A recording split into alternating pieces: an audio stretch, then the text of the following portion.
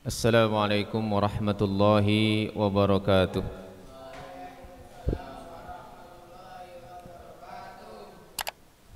Innal hamdalillah nahmaduhu wa nasta'inuhu wa nastaghfiruh wa natubu ilaihi wa nastahdi wa na'udzu billahi min syururi anfusina wa min sayyiati a'malina.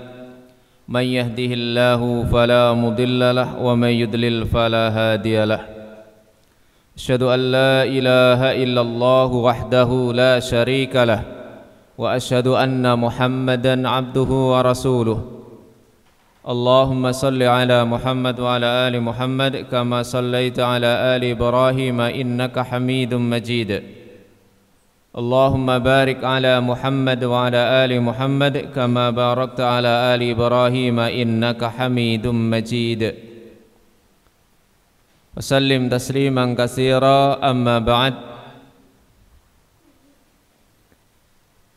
Ayyuhal khadirun wal hadirat, adik-adik sekalian yang semoga senantiasa Allah melimpahkan rahmatnya kepada kita. Kita awali kajian kita pada kesempatan sore hari ini dengan senantiasa tidak lupa memanjatkan puji syukur kehadirat Allah Subhanahu wa taala, karena atas limpahan rahmat, taufik, hidayah serta ma'unah dan juga nikmat-nikmatnya Allah Subhanahu wa taala kembali mempertemukan kita di majelis yang penuh barakah ini, di tempat yang sama-sama kita cintai ini, dalam rangka kita mengisi waktu luang kita, menggunakan kesempatan kita ini untuk melakukan sesuatu yang mudah-mudahan menjadi hal yang diridhoi dan dicintai oleh Allah Subhanahu wa taala, sehingga bernilai ibadah di sisinya. Apalagi kita saat ini berada di bulan yang dimuliakan oleh Allah Subhanahu wa taala. Kita saat ini berada di antara satu di antara 4 bulan yang dimuliakan oleh Allah Subhanahu wa taala, yaitu kita saat ini berada di bulan Dzulqa'dah. Dzulqa'dah itu salah satu dari 4 bulan yang disebutkan oleh Allah Subhanahu wa taala dalam surat At-Taubah ayat 36 yang dimuliakan. Allah Subhanahu wa taala berfirman, "Inna iddatas syuhuri indallahi isna asyara syahron." Sesungguhnya bilangan bulan di sisi Allah dalam 1 tahun itu ada 12 bulan. Hari di mana Allah menciptakan langit dan bumi. Minha arba'atun hurum. Di antara 12 bulan itu, di antaranya 4 bulan yang dimuliakan oleh Allah Subhanahu wa taala.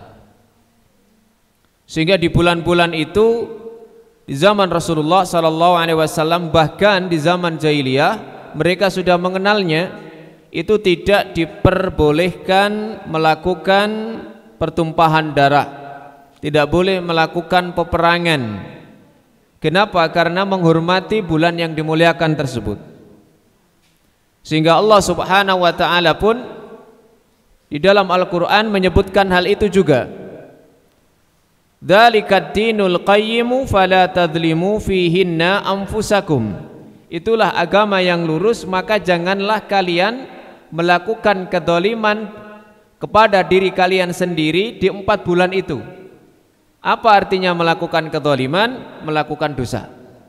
Allah Subhanahu wa taala mewanti-wanti kita untuk tidak melakukan maksiat di 4 bulan itu. Kenapa? Kata para ulama, dosanya lebih besar dibandingkan dengan maksiat yang dilakukan di luar 4 bulan itu. Dan 4 bulan itu diawali di bulan kita saat ini, yaitu di bulan Dzulqa'dah. Kemudian berurutan 3, betul, Dzulhijjah, kemudian Muharram, yang satu lagi Rajab, baina Jumadhan Tsaniyah wa Sya'ban, yaitu Rajab, Dzulqa'dah, Dzulhijjah, Muharram. Ini 3 berurutan. Kemudian yang keempat adalah bulan Rajab. Maka kita diwanti-wanti oleh Allah, jangan melakukan maksiat di bulan itu. Walaupun di bulan yang lain juga tidak boleh, tetapi dosanya memang dilipat gandakan. Alasannya apa? Karena 4 bulan itu dimuliakan oleh Allah. Sebaliknya ketaatan ibadah yang kita lakukan di 4 bulan itu maka akan dilipat gandakan juga pahalanya. Ada kesempatan bagi kita 3 bulan. Sekarang ini tanggal berapa Dzulqa'dah? Tanggal 19 bulan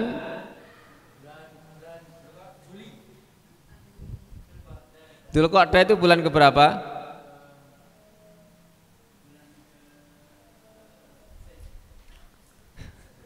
Bulan ke-11, bagus. Bulan ke-11. Bulan ke-12-nya apa? Dzulhijjah. Ya karena kan 12 bulan. Dzulhijjah itu bulan terakhir. Berarti bulan ke-12. Sebelumnya Dzulqa'dah berarti bulan ke-11. Maka kita gunakan kesempatan kita di hari-hari ini sampai nanti 3 bulan dalam rangka untuk mendapatkan pahala yang berlipat ganda dari Allah Subhanahu wa taala. Mudah-mudahan kehadiran kita pada sore hari ini mencari ilmu, duduk di majelis ini adalah satu bentuk ibadah ketaatan yang pahalanya dilipat gandakan oleh Allah Subhanahu wa taala. Amin ya rabbal alamin. Baik, kita lanjutkan membaca kitab Kutufun Minasyama'il Muhammadiyah wal Akhlaq An-Nabawiyah wal Adab Al-Islamiyah. Sore hari ini kita akan lanjutkan yang ditulis oleh muallif rahimahullahu taala, min adabil Islam, di antara adab-adab Islam. Yang dimaksud dengan adab Islam yaitu adab yang diperintahkan oleh Allah dalam Al-Quran maupun dipraktikkan, dicontohkan oleh Rasulullah Sallallahu Alaihi Wasallam yang patut kita tiru. Qala Allah Ta'ala, yang pertama di dalam surat An-Nisa ditulis oleh muallif ini, firman Allah, wa idza huyyitum bi tahiyyatin fa hayyu bi ahsana minha aw rudduha. Wa idza huyyitum, jika kalian diberi penghormatan, maka berilah dia penghormatan dengan yang lebih baik atau yang semisal, yang sepadan. Jika kita diberi penghormatan orang lain, maka balaslah penghormatan itu kepada orang tersebut dengan yang lebih baik, atau kalau tidak bisa adalah dengan yang semisal.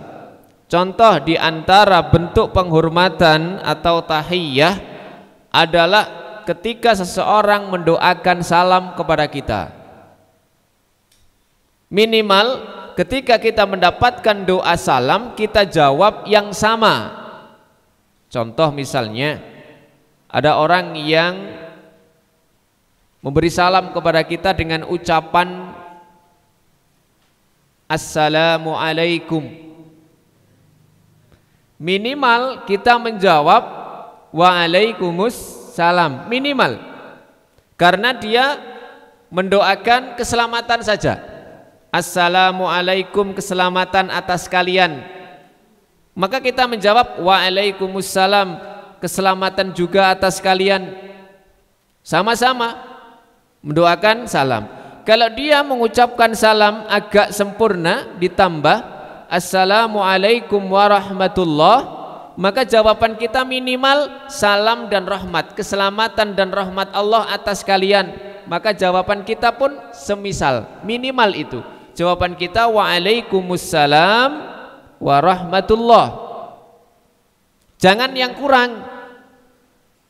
Ada orang mengucapkan salam kepada kita, Assalamualaikum warahmatullah, kita jawab Waalaikumsalam.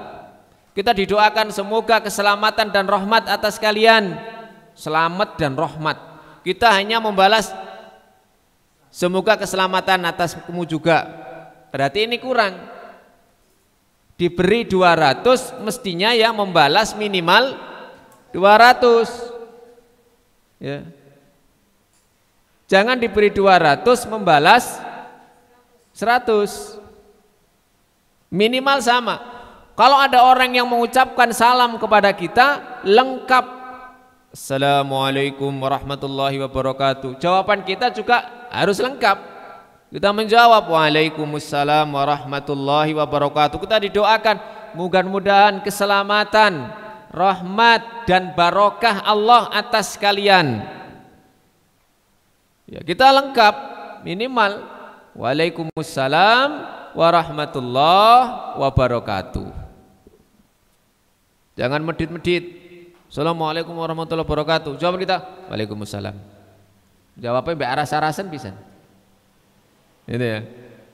Fa idza khuyyitum bi tahiyyatin fahayyu bi ahsana minha aw rudduha. Kalau kita diberi penghormatan, ada orang yang berbuat baik kepada kita, maka kita balas minimal yang sama, kalau bisa yang lebih baik.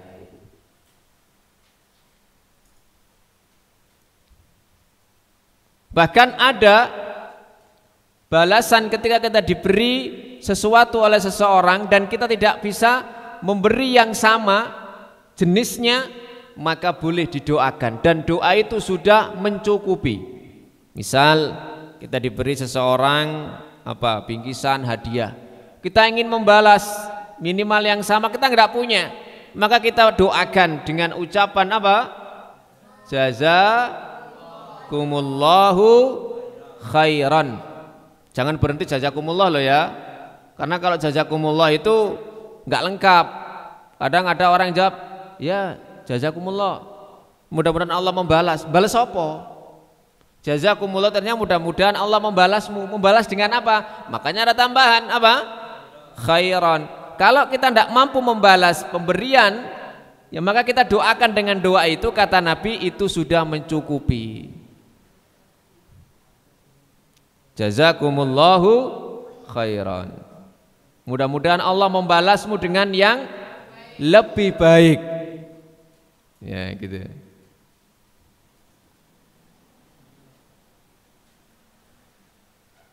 Kalau orang Jawa itu pakai paribasan ya. Kembang delimo merang teles, nedon rimo pangeran sing bales. Yang kedua, dari hadis Nabi SAW riwayat Imam Abu Dawud dan juga riwayat Imam Ahmad dengan sanad yang sahih, Rasulullah SAW bersabda, aulan nasi billahi man bada'ahum bisalam. Aulan nasi, sebaik-baik manusia, manusia yang paling baik atau manusia yang lebih utama. Siapa orang yang lebih utama, manusia lebih utama itu? Billahi, di hadapan Allah, man bada'ahum bisalam, yaitu orang yang memulai terlebih dahulu mengucapkan salam. Ketemu dengan saudaranya muslim yang lain, maka yang lebih baik di antara orang-orang itu adalah siapa yang mengucapkan salam lebih dahulu. Siapa yang mengucapkan salam lebih dahulu, maka itulah posisi yang lebih baik di sisi Allah Subhanahu wa ta'ala.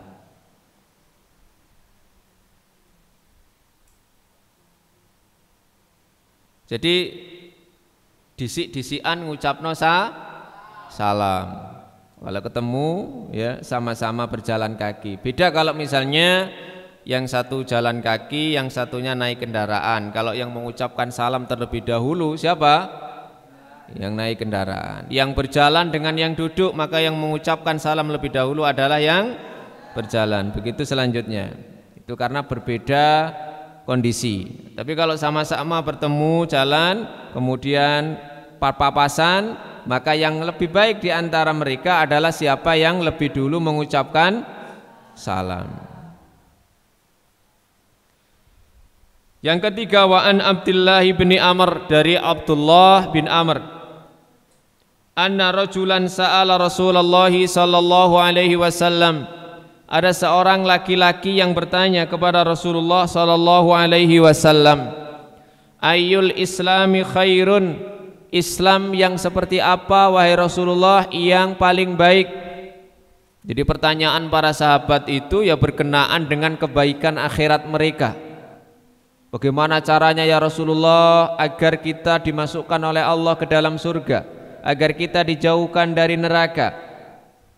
Pertanyaan para sahabat seputar itu kepada Rasulullah sallallahu alaihi wasallam. Tidak ada yang mereka bertanya tentang urusan-urusan duniawi karena mereka sadar, mereka tahu bahwa Rasulullah diutus bukan untuk masalah itu. Maka termasuk salah seorang laki-laki ini bertanya kepada Rasul sallallahu alaihi wasallam, ayyul islami khairun, Islam model seperti apa? Kalau ada seorang yang mengaku Islam sebagai seorang muslim, itu yang paling baik seperti apa wahai Rasulullah? Maka beliau menjawab, qala tut'imut ta'am, engkau memberi makanan. Engkau memberi makanan. Apalagi yang diberi makanan itu membutuhkan di saat engkau beri makanan. Memberi sesuatu itu akan bernilai lebih ketika yang kita beri itu sangat membutuhkan. Ada orang yang kehausan, maka yang pas kita berikan kepada orang tersebut adalah air. Di saat kehausan ada orang diberi air, Masya Allah, itu terima kasihnya luar biasa. Dahulu Raja Harun ar-Rasyid di dinasti Abbasiyah itu nilai kerajaannya tidak lebih dari sebotol air, segelas air. Jadi kerajaannya yang sedemikian besar itu ternyata dibandingkan segelas air masih bernilai segelas air. Kenapa? Ketika beliau diberi pertanyaan, wahai Amirul Mukminin, wahai Raja, sekiranya Anda di tengah padang pasir dalam keadaan kehausan, Anda akan binasa, akan mati. Kemudian Anda ditawari segelas air dengan ganti upah kerajaan Anda, apakah Anda mau menukarnya? Iya, saya mau menukarnya.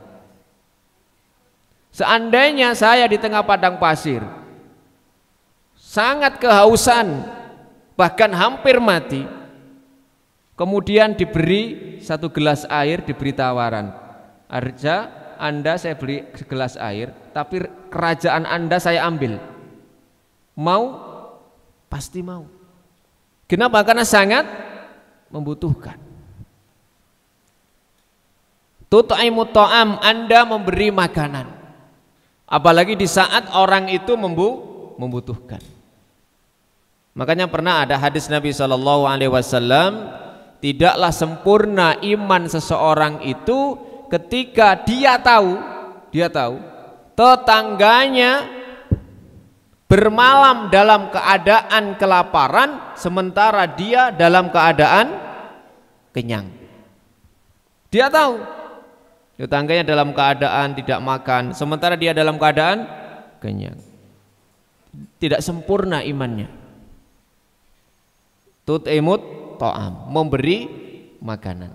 Dan dahulu Nabi SAW itu dan juga para sahabat itu sering mengundang sahabat-sahabat lain itu untuk makan-makan di rumahnya, karena mereka tahu banyak di antara para sahabat itu yang miskin, yang fakir. Sampai Nabi SAW sendiri juga beliau kadang-kadang sampai tidak makan. Selama 3 bulan itu pernah beliau itu hanya minum air putih dan juga kurma saja selama 3 purnama, termasuk juga istri beliau. Makanya kadang-kadang sahabat ada yang ngirim makanan, memberi hadiah kepada Nabi Sallallahu Alaihi Wasallam. Yang kedua, wa taqra'us salam ala man arafta wa man lam ta'rif. Yang kedua, termasuk di antara Islam yang paling baik adalah engkau mengucapkan salam kepada orang yang engkau kenal dan orang yang belum engkau kenal. Kalau orang yang sudah kita kenal jelas ya. Tapi kalau ada orang yang belum kita kenal dan kita tahu bahwa beliau ini muslim, ya, dari mana kita tahu husnudzon dia muslim? Karena daerah situ terkenal mayoritas muslim. Kenapa kalau kepada non muslim, kepada orang kafir kita dilarang mengawali ucapan salam? Beda dengan ketika mereka yang mengucapkan salam dulu kepada kita. Yang dilarang para ulama sepakat mengawali mengucapkan salam. Yang menjadi perselisihan para ulama, bagaimana kalau ada orang non muslim, orang Kristen misalnya, itu yang mengucapkan salam kepada kita dulu. Karena bisa jadi mereka salamnya fasih juga. Kok bisa fasih? Karena dulunya dia Islam terus murtad. Ya benar. Saya dulu punya kepala sekolah waktu SMA, ya. Itu asalnya Islam, nikah, dapat perempuan Nasrani, masuk Nasrani, masuk Kristen. Maka dia juga salamnya fasih. Penerimaan rapot, orang tua dipanggil, ya, emak saya, ibu saya, itu tidak tahu kalau ternyata kepala sekolah saya itu Nasrani Kristen, menganggapnya Muslim. Lu ini kepala sekolah Kristen, Pak. Mak, lu mosok salame fasih, nggih niku asale Islam biar terus murtad. Nah, kalau mereka dulu yang mengucapkan salam dengan salam yang benar, dengan salam yang sempurna, maka sebagian ulama membolehkan kita membalas salam mereka. Sebagian ulama lagi sudah melarang. Ada yang melarang secara mutlak, misalnya sampai diucapi salam sama temannya yang non muslim, assalamualaikum, menengoy. Berapa? Yang kedua, boleh jawab tapi tidak pakai salam, tapi waalaikum mengunut. Nah, ada yang membolehkan tadi berdasarkan juga ayat yang kita baca dalam surat An-Nisa tadi. Jika kamu diberi penghormatan, siapapun beri penghormatan yang lebih baik atau yang sama. Tapi yang jelas tidak boleh adalah mengawali mengucapkan salam. Kita tampil di depan, ternyata di hadapan kita ada yang muslim, ada yang non muslim. Kita tetap mengucapkan salam, tapi salam itu kita tujukan kepada yang muslim. Kepada siapa kita dianjurkan untuk mengucapkan salam? Kepada orang yang kita kenal dan orang yang belum kita kenal. Dengan apa? Dengan kita husnudzon bahwa beliau seorang muslim. Karena di zaman akhir itu untuk melihat ciri-ciri antara muslim dan non muslim agak susah, ya. Kecuali ada sesuatu yang membedakan, misalnya dari sisi pakaian, ya, dari sisi penampilan, ya. Pakaian pun kalau di daerah yang sama, misalnya daerah India, Pakistan, yaitu mereka orang Hindu, udah pun ada yang memakai gamis juga, karena itu pakaian sana, ya. Umat di Indonesia ini insya Allah ya yang pakai gamis ya mesti orang Islam, ya. Dan kita salah satu husnudzonnya adalah bahwa di daerah itu mayoritas Islam, maka insya Allah dia juga muslim. Kok ternyata kita salah, dia non muslim, dului salam kok menengai, ya berarti wah saya Nasrani Pak. Oh iya maaf gitu. Gak situ didongakno selamat tuh. Didongaknone supaya mendapatkan hidayah. Jadi termasuk di antara Islam yang paling baik tadi kita memberikan makanan dan mengucapkan salam pertama kepada orang yang kita kenal dan orang yang belum kita kenal.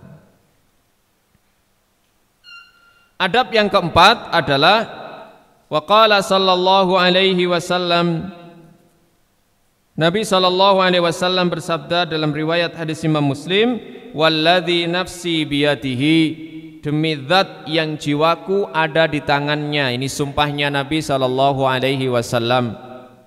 La tadkhulul jannata, tidaklah kalian masuk surga, hatta tu'minu, sampai atau sehingga kalian beriman. Kunci utama kita masuk surga adalah menjadi orang yang beriman kepada Allah Subhanahu wa taala, yang secara otomatis juga beriman kepada Rasulullah sallallahu alaihi wasallam. Kenapa? Konsekuensi orang setelah beriman kepada Allah Subhanahu wa taala, maka dia harus melaksanakan perintah Allah. Allah memerintahkan supaya mengikuti Rasul Nabi yang ummi, yaitu Rasulullah Muhammad sallallahu alaihi wasallam. Kunci keselamatan yang pertama adalah ketika seseorang beriman kepada Allah Subhanahu wa taala dan juga beriman kepada Rasulullah sallallahu alaihi wasallam. Itu kunci keselamatan yang pertama. Adapun yang mereka sebelum datangnya Rasulullah sallallahu alaihi wasallam, sebelum diangkatnya beliau menjadi rasul, maka mereka beriman kepada Allah dan nabi serta rasul yang Allah utus kepada mereka. Mereka mentauhidkan Allah Subhanahu wa taala dan mereka pun beriman kepada Rasul Allah Subhanahu wa taala. Sehingga kalau ada orang yang beriman kepada Allah, menjadikan Rasul sebagai Tuhan, ya, maka berarti dia tidak beriman kepada Allah Subhanahu wa taala. Jadi dia telah melakukan kesyirikan kepada Allah. Jadi syarat utama untuk masuk surga adalah memiliki iman di dalam hatinya kepada Allah Subhanahu wa taala dan juga Rasulullah sallallahu alaihi wasallam. Nanti di akhirat ketika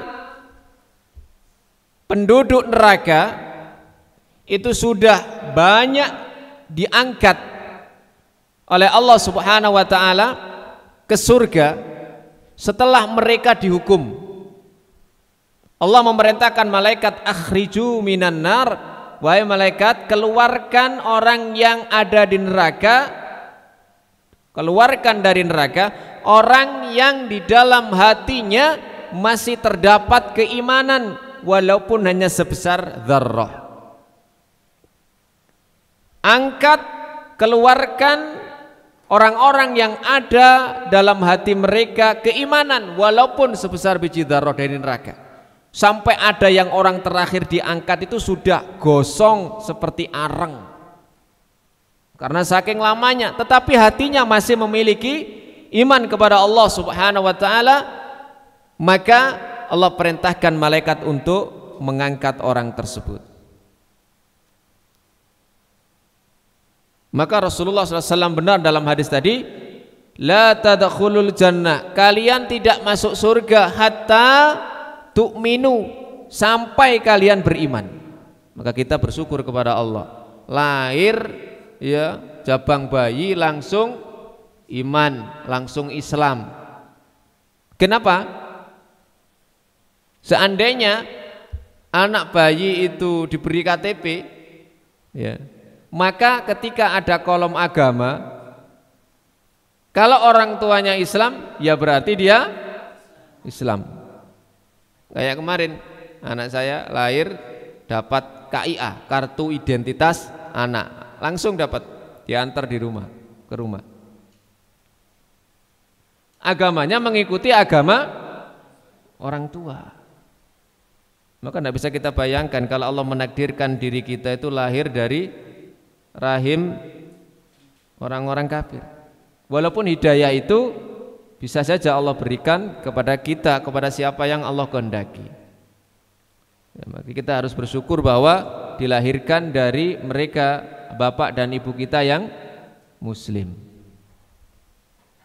Tapi setelah itu harus mempelajari tentang agamanya. Ojo KTP ini tok Islam, ya.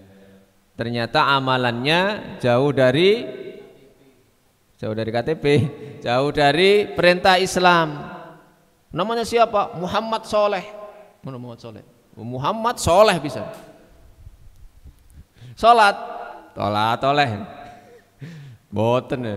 Jenenge Muhammad Soleh, agamanya Islam. KTP. Akhirnya yang mlebu swarga KTP-ne. Harus mempelajari. Jadi Islam dia harus mempelajari. Mendapatkan hidayah Islam, kemudian dia mencari hidayah di dalam Islam. Bagaimana mengenal Allah, bagaimana mengenal Rasul sallallahu alaihi wasallam, bagaimana mengenal peraturan-peraturan syariat-syariat di dalam agama Islam. Kemudian beliau melanjutkan wala tu'minu hatta tahabbau. Dan tidaklah kalian bisa beriman dengan sempurna sehingga kalian di antara yang beriman itu saling mencintai.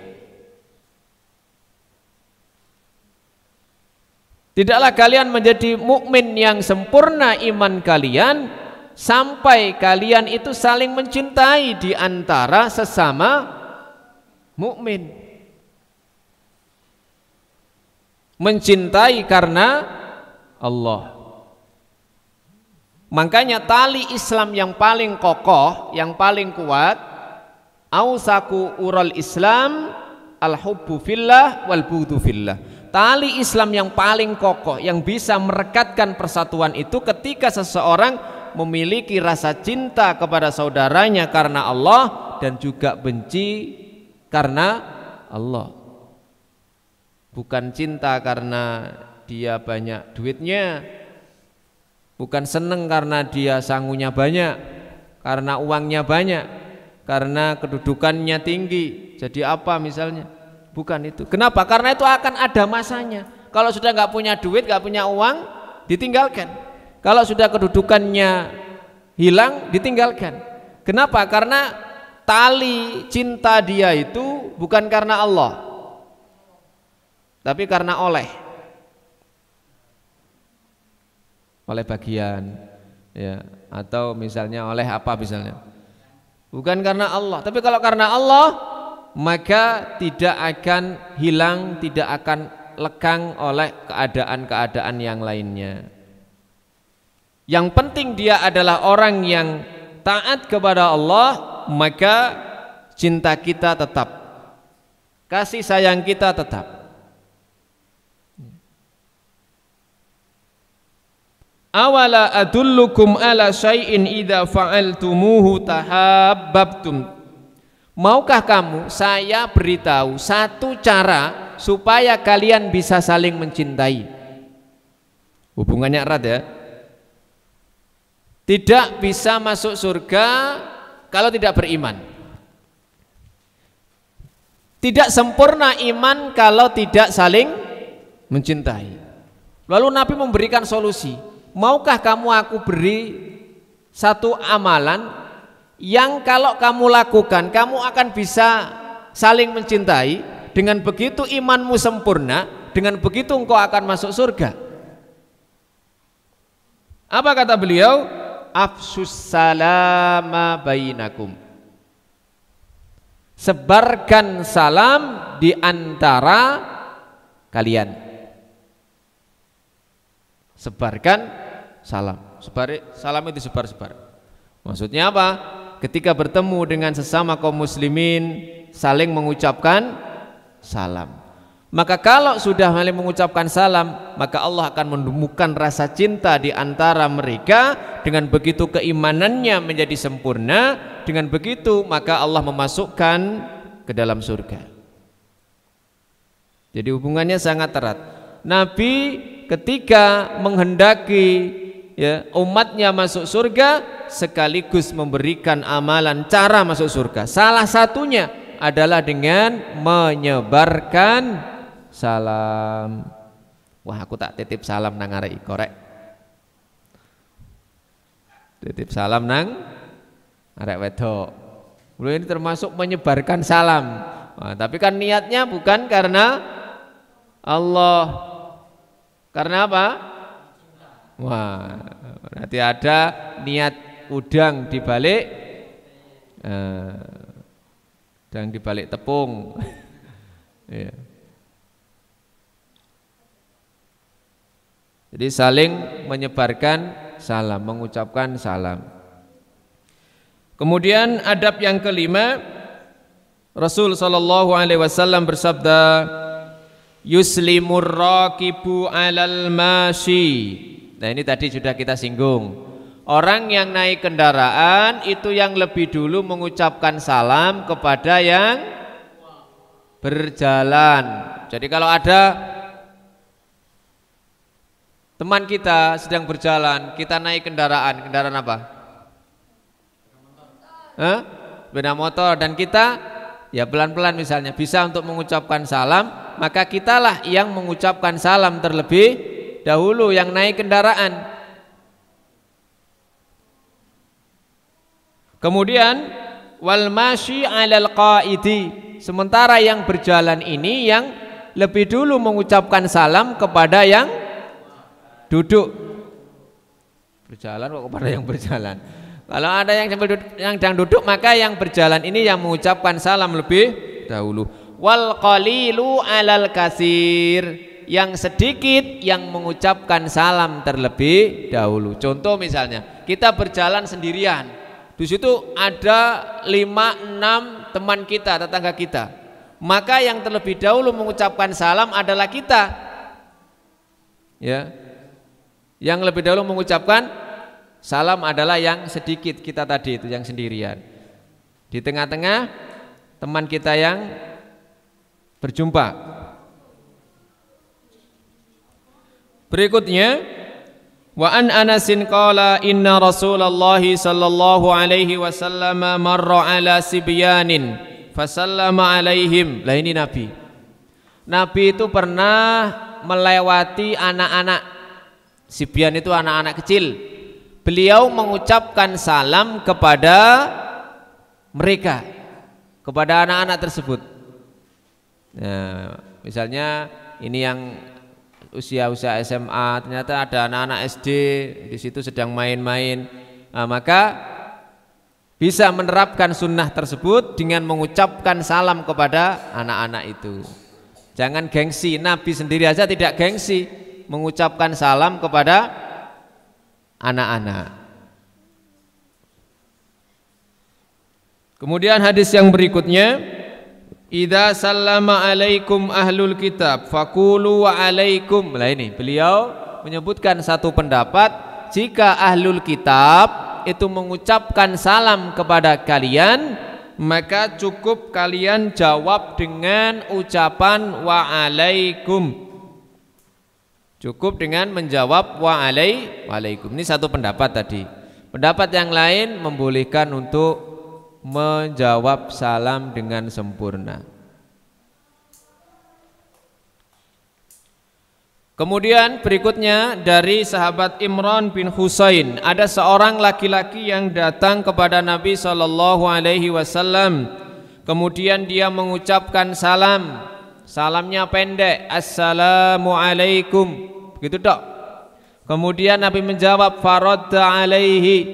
Beliau menjawab sama, waalaikumsalam.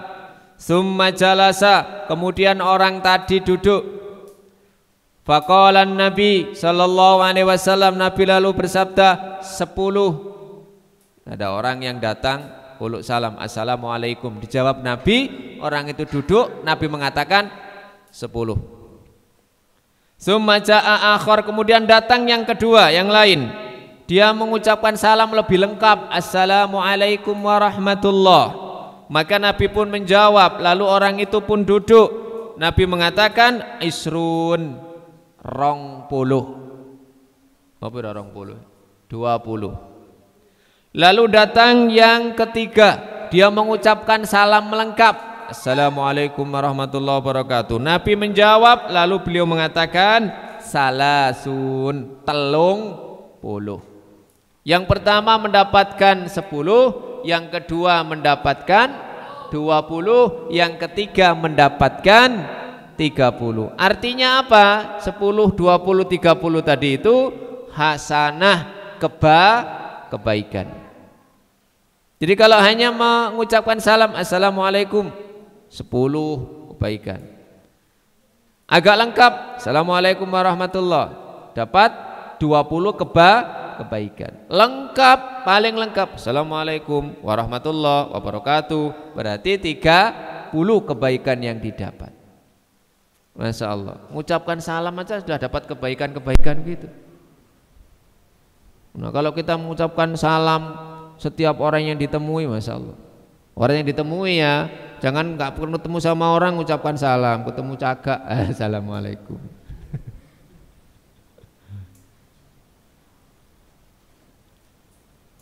Kemudian yang kesembilan, Nabi SAW juga bersabda, idza dakhaltum baitan, jika kalian masuk ke sebuah rumah, fasallimu ala ahlihi, maka ucapkan salam kepada penghuninya. Wa idza kharajtum fa'auda'u ahlahu bisalam, kalau kalian meninggalkan rumah itu maka tinggalkan ya kalau penghuninya juga dengan ucapan salam. Ketika bertamu mengucapkan salam, nanti keluar pun mengucapkan salam. Kemudian yang berikutnya, Nabi SAW juga bersabda, ya bunayya, wahai anakku yang tercinta, idza dakhalta ala ahlika, jika engkau masuk menemui keluargamu, fasallim, maka ucapkan salam, yakunu barakatan alaika wa ala ahlika, maka hal tersebut akan menjadi barakah untukmu dan untuk keluargamu. Walaupun masuk ke dalam rumahnya sendiri, tetap di situ dianjurkan mengucapkan salam. Walaupun masuk ke rumahnya sendiri. Kenapa? Karena itu akan menjadi keberkahan bagi diri kita sendiri yang mengucapkan salam dan juga bagi keluarga kita.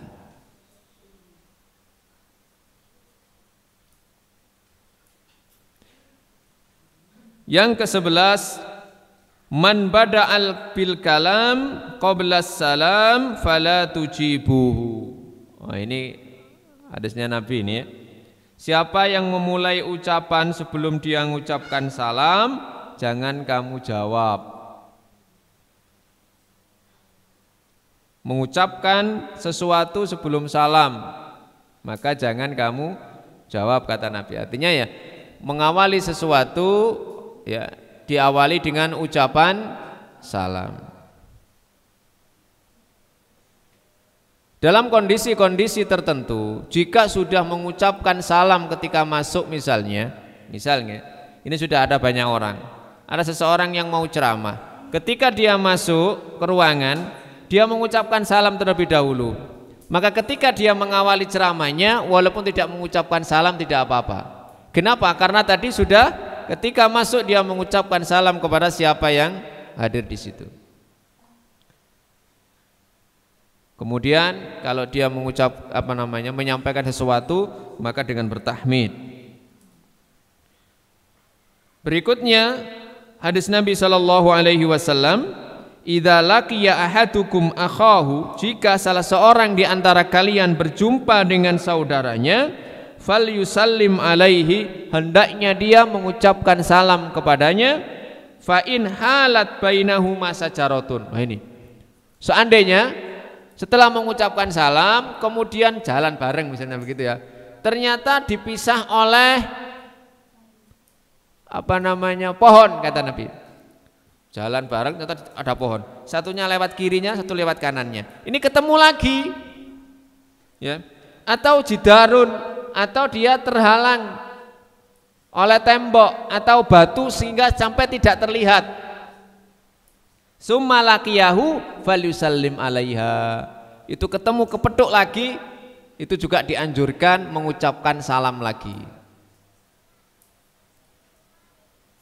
Jadi ketika ketemu salam, kemudian ternyata jalan bareng, ono watu gawede, nah, ternyata satunya lewat sebelah kirinya batu, satunya lewat sebelah kanannya. Nanti di sana ketemu lagi. Lah ini mengucapkan salam lagi. Oh, ketemu lagi. Assalamualaikum. Nah, ada tembok misalnya. Ada tembok. Terhalang oleh tembok, maka ketemu mengucapkan salam kembali.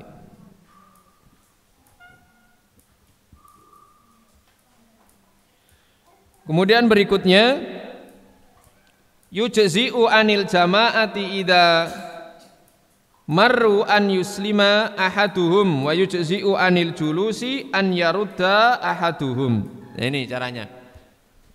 Jadi sudah cukup misalnya ada sekumpulan orang apabila mereka melewati untuk mengucapkan salah seorang di antara mereka.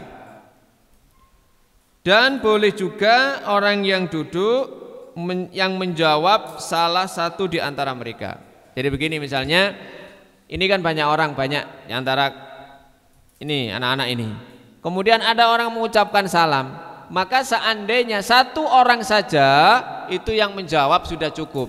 Kenapa? Karena hukum menjawab salam itu adalah wajib kalau sendirian. Kalau banyak maka fardu kifayah. Fardu kifayah, ya. Misalnya saya mengucapkan salam awal tadi, ternyata sing jawab situ tok, masnya ini. Wabe mau menang kabeh gak jawab salam. Itu sudah cukup. Tapi ya mosok menang kabeh. Iya. Enggak dapat tadi keutamaan keberkahan, karena keberkahan itu baik yang mengucapkan salam atau yang menjawab salam.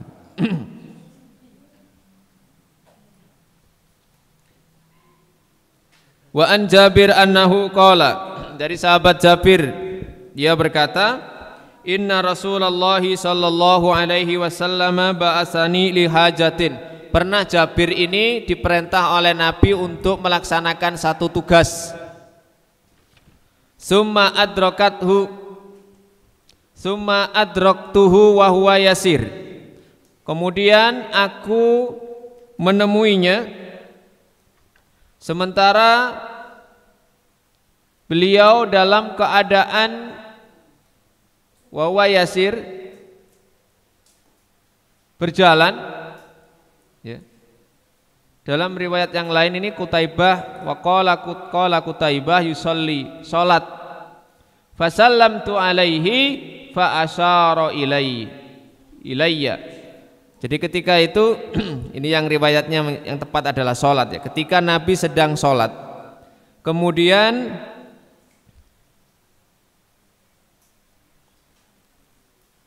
ada sahabat yang datang kepada beliau dan mengucapkan salam.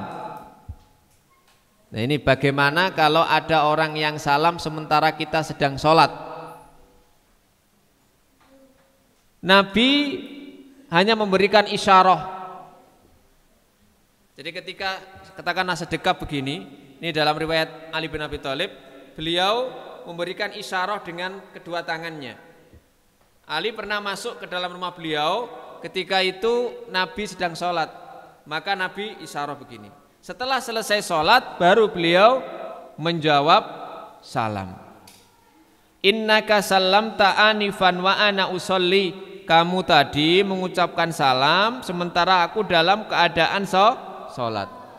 Jadi misalnya kalau kita di rumah, ya, kemudian ada orang ingin bertamu dan mengucapkan salam, ya, apa yang kita lakukan? Kita ada di kamar, ya, sholat sunnah, ya, ada tamu, ya, assalamualaikum, loh, sholat tok, sampean pas sholat, gimana?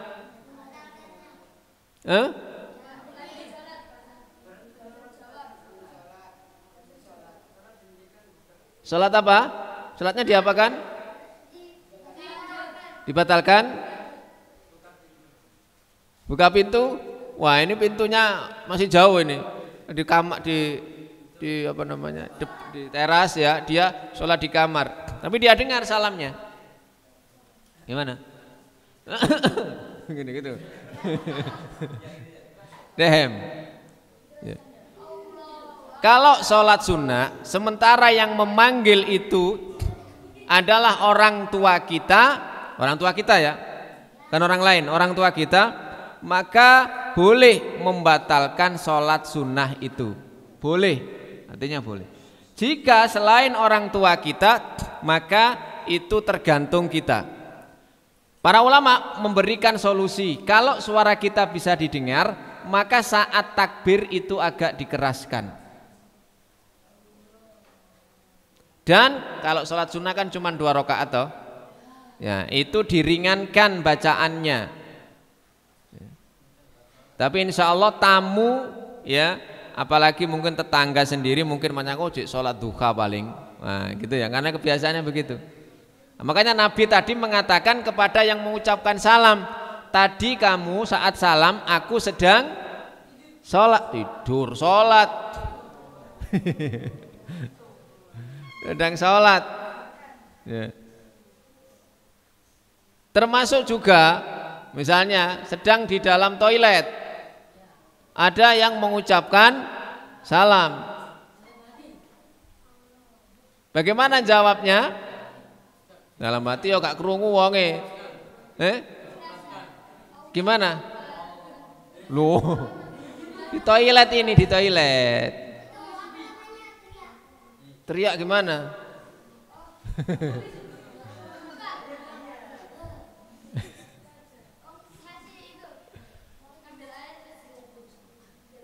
Oh, ya udah.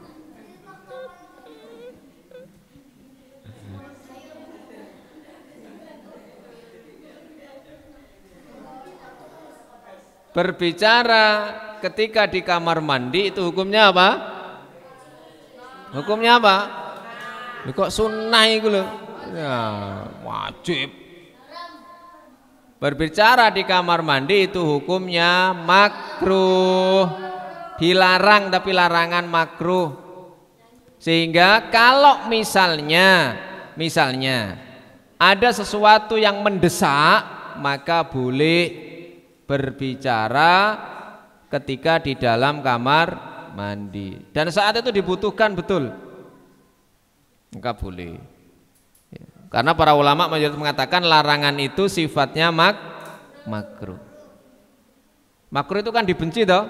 Iya, makanya Allah membenci orang yang ngobrol ketika buang hajat.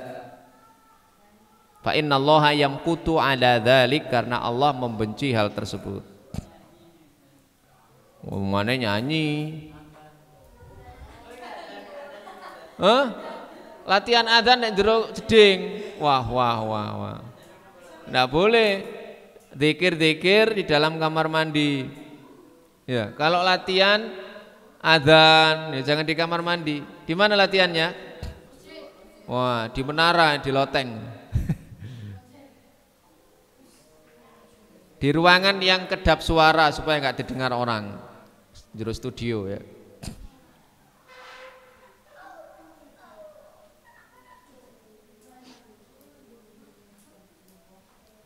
Yang terakhir, hadis dari Ibnu Umar, ia berkata, qultu li Bilalin, aku pernah berkata kepada Bilal, kaifa ra'aitan Nabi sallallahu alaihi wasallam, bagaimana engkau melihat Nabi sallallahu alaihi wasallam, yaruddu alaihim hina yuslimuna alaihim hina yusallimuna alaihim alaihi wa huwa yusalli.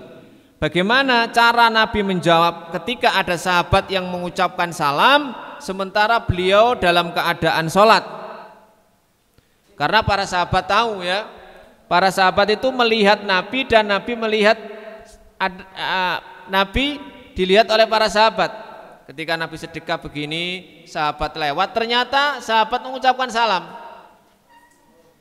Bagaimana caranya Nabi menjawab? Bilal menjawab, yaqulu hakadha wa basato kaffahu. Beliau melakukan ini dan merentangkan jarinya. Jadi dengan isyarat begini. Enggak, ada orang assalamualaikum, waalaikumsalam. Ini enggak begitu, batal. Kenapa? Karena ucapan salam itu mengakhiri sholat. Dia berbicara dengan yang bukan doa sholat. Jadi beliau hanya berisyarah. Maka hadis ini kata beliau menjadi dalil apabila ada salah seorang yang mengucapkan salam kepada orang yang sedang sholat, maka dia menjawabnya dengan isyarah tanpa dengan ucapan, tidak dengan ucapan. Itu kalau sama-sama terlihat. Kalau di dalam kamar masa isyarah? Yo gak ngerti wong nduk njaba kok. Ya. Jadi ada yang kalau misalnya terdengar suara kita ketika takbir kita keraskan Allahu Akbar pas ruku. Wah, akhirnya salat ya. Sami Allahu liman hamidah. Akhirnya yang tadi mau bertamu tadi tahu kalau yang di rumah tuan rumahnya sedang sholat. Nah, itu diantara adab-adab Islam yang diajarkan oleh Rasulullah Sallallahu Alaihi Wasallam yang mudah-mudahan kita bisa mengamalkannya, ya, bisa mempraktikkannya sehingga kita mendapatkan keutamaan dan insya Allah pahala dari Allah Subhanahu wa Ta'ala. Amin ya Rabbal Alamin. Ada pertanyaan? Ada. Baik, kita tutup dengan doa kafaratul majlis. Subhanakallahumma wa bihamdika asyhadu an la ilaha illa anta astaghfiruka wa atubu ilaik. Wassalamualaikum warahmatullahi wabarakatuh.